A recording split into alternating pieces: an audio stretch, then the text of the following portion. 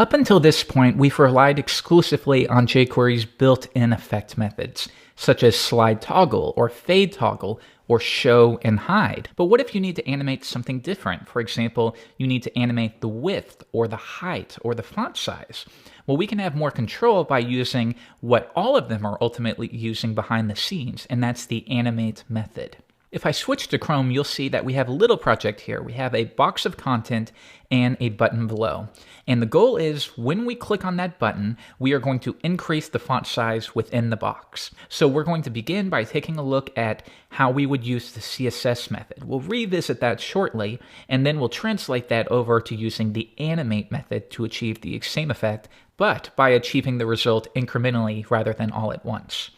Now, if we open up Sublime Text, you see I've styled the box, given it the red background, and here's our content and our button. So we should know how to do this at this point. It should be fairly simple. First step is grab that button. We'll be generic here and assume there's only one. If you need to add an ID, definitely do for your project. And we're going to listen for when is it clicked. And when it is, we'll run a callback function. You should know all of this at this point. If not, go back and watch some of the earlier lessons. So when this button is clicked, we need to grab the div with the class of box and update its font size. So we'll hard code a lot of this in and slowly improve and refactor. Grab the element with a class of box, and we're going to use the CSS method, and we will update the font size, or you can use font size when you're accessing it through the DOM, but jQuery will allow you to use a dash. And for now, let's change that to 25 pixels, like so. All right, let's try that out. Refresh. I'll click on increase, and sure enough, that seemed pretty easy. But if we come back, this doesn't do very much because it's not relative. So every time I click on that button, it's going to default right back to 25 pixels after the very first time. So wouldn't it be cool if we could make this relative? And we can. But before we do that, let's take a look. Every time the user clicks on that button, why are we jumping into the DOM and looking for all elements with a class of box? That's really wasteful, and I want to drill this into you. Don't do more work than you need to. Now, let's fix this. The first step is, because we're looking for a class, let's precede it with the tag name. And especially when dealing with classes, this is a little bit better, because this way, rather than looking for every element on the page and determining whether it has a class of box, this way we can limit it to only divs and then check to see whether those divs have a class of box. And then next, I'm going to get this out of here and we're going to reference it above. That way, if we store it within a variable, we're only querying the DOM for it one time. And then up here, I can reference it like so. So now if I come back, we're getting the exact same effect, but we've refactored our code. This is a much smarter solution for performance. Now, how do we make this font size relative? How do we increase it by 5? So if the default font size is 16, when you click on the button, it will go to 21. Click it again, it goes to 26, then 31, etc. Well, I'll show you the old way we used to do it, and then I'll show you some of the new ways that jQuery makes it super simple. So right here, we will create a new variable called font size. And once again, I'm going to wrap this all within a self-invoking anonymous function. And you should be very familiar with these by now. We're getting rid of those global variables that we don't want. This font size is going to be equal to box.css, and we're going to capture the font size. Now, if I log that to the console, what you're going to see is probably around 16 pixels. Refresh, and sure enough, we're getting that string value, and that's important. If we log type of to figure out what kind, it's not an integer that we're returning, and what that means is that's really important because you cannot add an integer to it. So if you thought it was as easy as saying, okay, we'll grab that variable and add 5 to it. No, it's not quite like that. What you're going to get instead is you're trying to add an integer to a string, and if you have any decent knowledge of working with JavaScript, you'll know that when you add an integer to a string, it simply appends that integer to the string. So you end up with 16 pixels 5. So what we need to do is convert the returned value to an integer. And an easy way to accomplish that is to take advantage of JavaScript's parseInt function. And what this will do is it will read a value and it will take those integers, and as soon as it comes to anything that's not a digit, it'll chop that off and it will convert the existing value into an integer. And what that means is now 16 pixels, the string, is converted to 16, the integer, and then when we add 5 to it, we correctly get 21. All right, so that seems a little bit better. Now we can replace the hard-coded 25, and we can say font size plus equals 5. Now font size plus equals 5 is the same thing as font size equals font size plus 5. We are adding a value to it and assigning it back to that variable. So when you click on the button, font size will then equal 15, then 20, then 25, and that way we hold on to that value. One more time, let's close this out, click on it, and now we're getting a relative value. Pretty cool. So this is the way we always did it before. Now I'm going to show you how much easier it is. Let's remove this entirely, and now instead of parsing the string and adding to it, we can simply use this syntax, plus equals 5. Let's try it. Check it out. Much, much easier. And that's a relatively new addition to jQuery. And what this is it's relative. So we're saying we're going to get the value of font size, and we're going to say plus equals 5. So we're going to add 5 to it every single time. If you want to reduce it, you would say minus equals maybe 1 pixel each time the button is clicked, and then it goes down. Cool. So what if now we want to add something else, some other property? Maybe we want to make the color white. Well, a big mistake that a lot of newcomers make is they keep stacking the CSS method. So they'll do this, CSS color is white. They just stack those CSS method calls. And if you try it, yeah, that is going to work, but that's not the way you want to do it. Instead, rather than using strings, we can pass an object to the CSS method. And that's what we're going to do this time. I'll pass an object here, and now I'll say the font size, or you could reference font size like that, and we'll make that equal to, once again, plus equals 5. And then here we can specify the color should be white. Increase, and now we're getting that effect, but we're only calling the CSS method exactly once. So now that we have a fairly solid understanding of using the CSS method, let's switch this out for the Animate method now and see what we get. Reload, and I'll click on it, and as easy as that, now we're animating to that value, incrementally updating the font size until we get to our desired size, rather than instantly going from 16 to 21, increase. There you go. And that looks a little neater. Now you'll notice here though that it did not animate the color. And that's because the animate method doesn't have the ability to animate from one color to another. To do that, you can either take advantage of CSS and CSS3 transitions, or there are lots of jQuery plugins that will do anything you need. The creator of jQuery, John Resig, he created a color plugin a long time ago, and that will give you that functionality. Now in this case, let's replace it with something like width. And we're going to take the width and we're going to increase it by 300 pixels. Notice that I'm not adding pixels here because the default unit in jQuery will be pixels. So it will know that we're working with pixels. Let's try it again, click on it, and now the width increases and the font size simultaneously. If we inspect this, what you'll see is the animate method is adding style attributes, and it's doing that over and over super fast. So ultimately, we get to 700 pixels and 21. Now watch what happens if we reload and I click on it again. I want you to pay attention right here, and you'll see that those values update very, very fast. One more time. And now you can see how that takes shape. There are two different ways that we can structure the animate method, and we'll take a look at both of them. The first way is we pass our property, then as the second parameter, we specify how long it's going to take. What is the duration of this effect? So if we set it to 3 seconds, and we reload, over the course of 3 seconds, we're going to move from the default values to these new values. Increase, 1, 2, 3, and now that's finished. Now, if you do not pass a value, similar to slide down or fade in, jQuery will use its defaults. One more time. That's using the default, which should be about 400 milliseconds. Now, in addition to this, we can also specify the easing, and all of these are optional. Now, the default will be swing, but you can also adjust this to linear. And linear is going to be the same speed every increment, no matter what. And you can think of that as maybe like a monotone voice, where it never changes. It's the exact same tone the whole time, whereas swing will go down, and then it slowly comes back up, and then you translate that to speed, and you get the basic idea. Now, these are the two options that you have. If you need more, there is a very, very popular easing plugin that will give you access to lots of different options like ease in bounce or expo. You can play around with them a lot. Simply Google jQuery easing plugin. Now, these are optional, so we'll stick with the default. And then the fourth parameter would be a callback method, and this will be triggered as soon as the animation completes, or in 500 milliseconds. Console.log completed, and if I reload, I click on increase, after a half a second, that callback will be triggered. And that's where you can perform any kind of action that needs to wait for your animation to complete.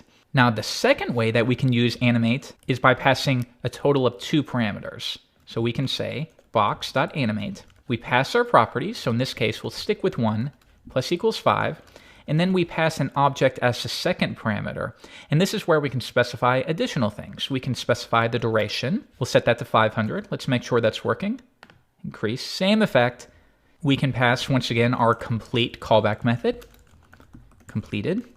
We can pass a step method. And this method is going to be called for every iteration of the animation. So for example, if I say step here, and if I reload, you'll see that it will be called a bunch of different times. And this will be if you need to perform any kind of different operation each step of the way, you can do that.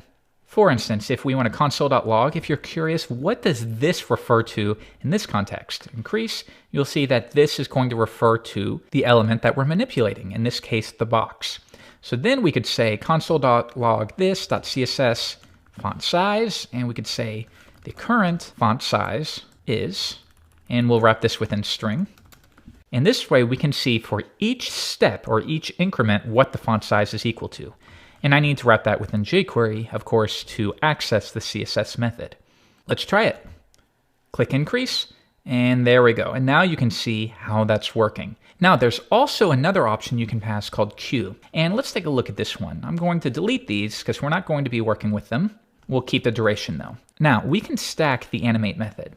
So if we want to do another one, and let's clean this up just a touch real quickly, we can once again animate, and this time we will say font size.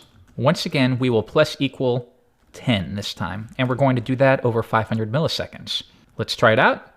Increase, it goes up, and then it goes up even faster. So to really see that take effect, let's change that to 3 seconds. Increase, it goes 1 step.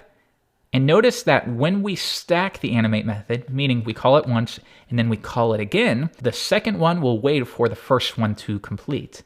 So we can see this even easier if we set top equal to 500. Now it's important to remember when you're adjusting the top, right, left, and bottom values, you're still restricted the same way you are with CSS. So make sure that you have a positioning context or it simply won't take effect.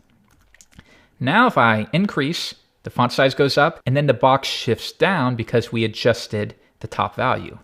If we add a length to that or a duration, now we get that as well.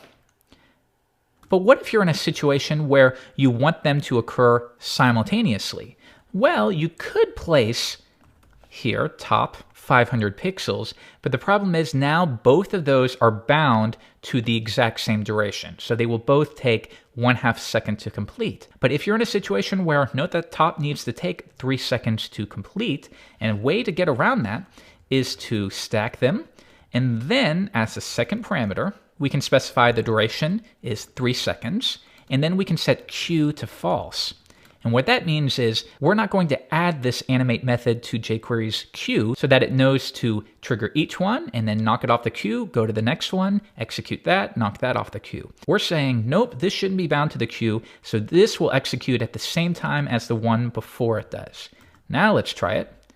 Increase, and notice the value is going down at the same time. To compare, change that to true, and we're back where they're doing it incrementally. One more time to false, just to make sure this is clicking increase, and now they're both happening simultaneously. All right, so we should have a basic understanding of the animate method. Let's figure out how we could do a little project where when we click on this button, we want to animate this box so that it is both vertically and horizontally centered. Okay, well, let's come back and we're going to update the button text to center. Next, and I'm going to leave this commented so you can refer to it, within the downloadable source code. And we'll say when the user clicks on that button, the first step is we need to figure out what would be the coordinates for a horizontally and vertically centered div. Well, let's create a new variable, and we'll call this win width. And this is how we could grab the width of the window, this big container right here. Let's see what that would be equal to. I'll add a semicolon and then log that to the console. Reload, and you can see I'm recording at 1280 by 800, so the window width, because I'm full screen, is 1280. If I shorten this, reload, now you can see that that's adjusted. So with that in mind, we know that why don't we divide this by 2? That starts to make sense. We want this box to be more or less in the center. So our first step is divide the window width by 2 and see if that value works. So right here at the top, we'll say box, and we'll use CSS just for now. And we'll say the left value should be equal to win width. Let's try that. Refresh, click on center. And no, that's not going to work because although this point right here would be the center of the window, we're not taking into account the width of the box itself. So why don't we take 1/2 of the box and subtract it? Minus box dot width divided by 2. Let's try that. One more time, center. And now that's starting to look a little bit better, but it's not exact just yet. An easy way to tell is to shorten the width of the browser window. And then when I click center, you'll see that it doesn't seem perfectly centered here. And that's because box.width is not taking into account the padding that we've applied here. If I get rid of the padding and we try it again, now that's working. So it's too bad that there isn't a way with jQuery where we can specify that we want to factor the width and the width of maybe any borders or padding. Well, there is outer width and outer height.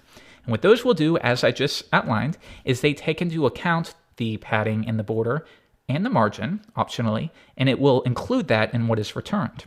So now if I try it, we still have our padding, but when I click on center, we're getting much closer. And now the final step is we need to make sure that we are absolutely positioning this, because otherwise the left value is still going to be dependent upon the existing spot. So we'll have those margins there. If we want to zero out the margin, body, margin 0, and now we center it, that is perfectly centered on the page. But once we take into account the existing margin, that's no longer exact.